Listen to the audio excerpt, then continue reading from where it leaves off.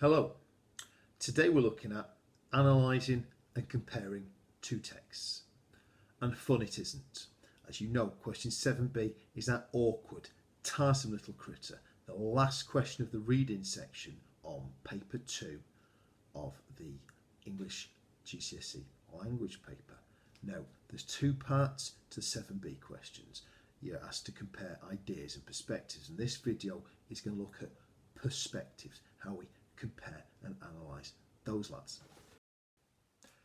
To get your first inroad into this perspective business, it doesn't hurt to consider a text's purpose or purposes, given that non-fiction texts, they can have multiple purposes, can't they?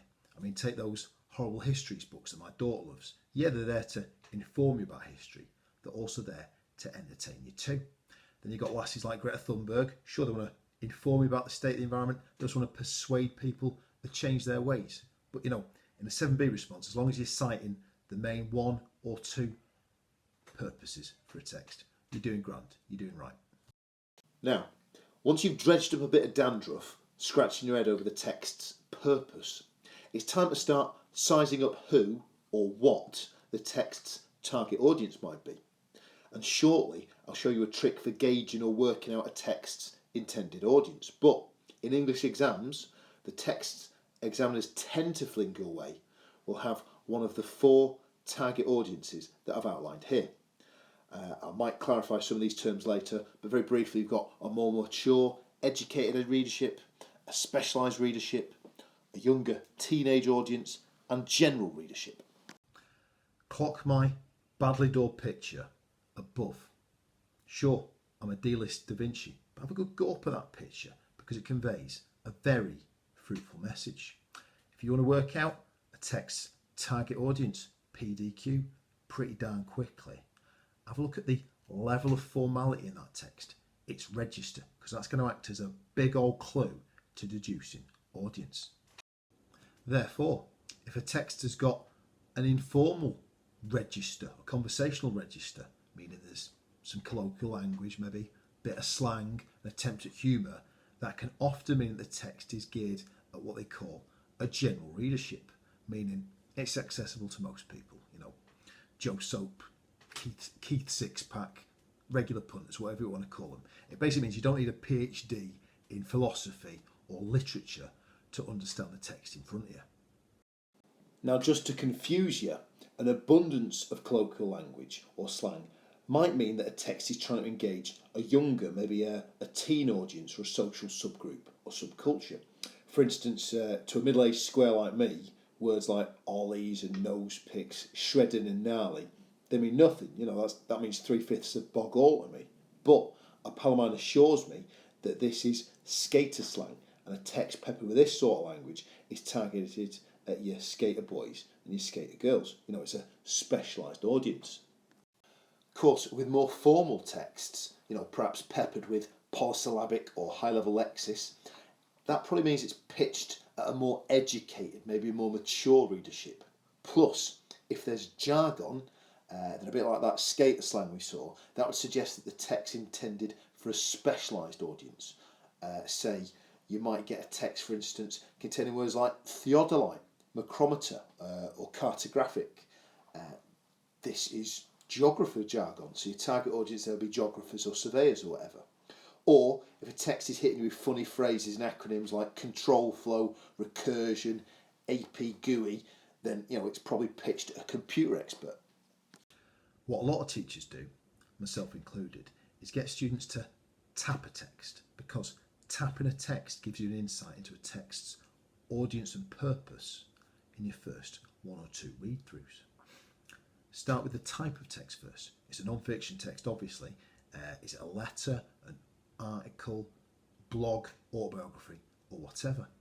Once you've thought about the type of text, time to start thinking, what's the audience of my text? Don't forget the register of your text, how formal or informal text is. That's a great clue to determining audience. And then you need to think about purpose, don't you? Yeah, it's a non-fiction text. There might be tons of purposes to it, but what's the main one or two purposes? Now, frankly, I've flung far too much theory your way. Your head must be buzzing like a hornet's nest in a high wind. So, to compensate now, what I'm going to do is learn a bit of practice so you can see what some of these ideas look like, this theory that I've been sprinkling around like so much intellectual confetti. See what it looks like in a bit more detail applied in paragraphs. So, we've an extract from a textbook here, giving some of the planning and reasoning behind the gunpowder plot, the build up to the blow up, if you will. Feel free now to pause the screen, have a go at tapping this text, see if you can't deduce who the text is aimed at or what its purpose is, what it intends to do. Did I say tap? Well, do you know what? Maybe it's time to tweak that acronym, turn tap into rap, because in paper 2 of the English language exam, they tend to tell you the text type at the top of the extract. So we'd do well, if you recall, to consider the text register, how informal or formal the tone is. That gives us a clue to audience. With this text here, we've got words like munitions, deferred, reconvene. That's quite a high level of lexis. Those are high level words, aren't they? So that's telling us we're looking at an educated readership, and a text's purpose, I would argue, is to inform here. Right, here's that second or comparative text. Question 7b, of course, you're looking at similarities and differences between two texts. So, same crap, different text. Let's tap it or wrap it, drill down into this text's perspective. Again, pause the screen if you fancy giving it a tap or a wrap of your own. This article, you've got a writer looking at the impact of Guy Fawkes' night, Bonfire Night, on her teenage children.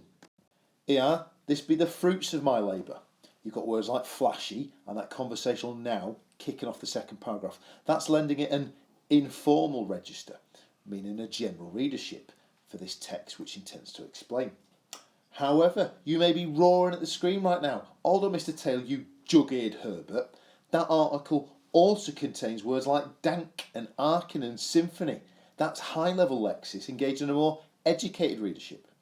And you know what? You'd be absolutely right to say that. But look at that word in red that I've used. Sometimes demonstrates an informal tone. They can't say I'm wrong. It's a clever little qualifier, that word sometimes. Heck, I could even say that sometimes the purpose is to describe and not explain.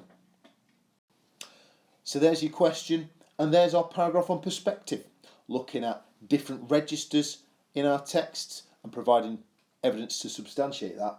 Plus, we're making inferences about audience. Oh, I've also tonked in a little thing about purpose too. Right, I'm finished now. I'm off home for a bottle of Guinness and I watch My Bloody Valentine.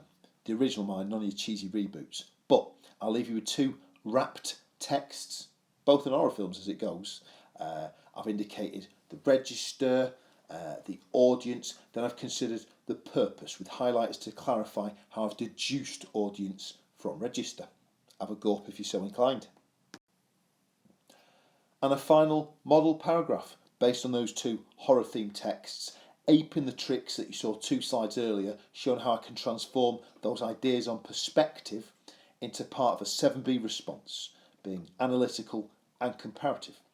Note that second paragraph, it kicks off with the phrase in contrast, simply a connective phrase to stress that I'm linking two texts here, and obviously I'm citing a difference. And we're all done looking at text perspectives. Don't forget, 7b, if you can gauge a text's register, how formal or informal it is, that's giving you an insight into audience. Is it a general readership, mature audience, specialised audience, or a younger audience? Don't forget to look at purpose too. Now, I'm not going to lie to you, perspective skills, they're fiddly to teach, they're fiddly to learn. It can sometimes feel like trying to catch smoke rings with a butterfly net. But you now have a solid grounding in what to say and how to say it. So, at the end of paper 2, when they roll out that 7b question, comparing, analysing, it's not going to put a dent in your day, it's not going to eat into your joy reserves, because you'll know how to handle it. So, I'll leave you good people to your day, wish you the very best of luck in that exam hall.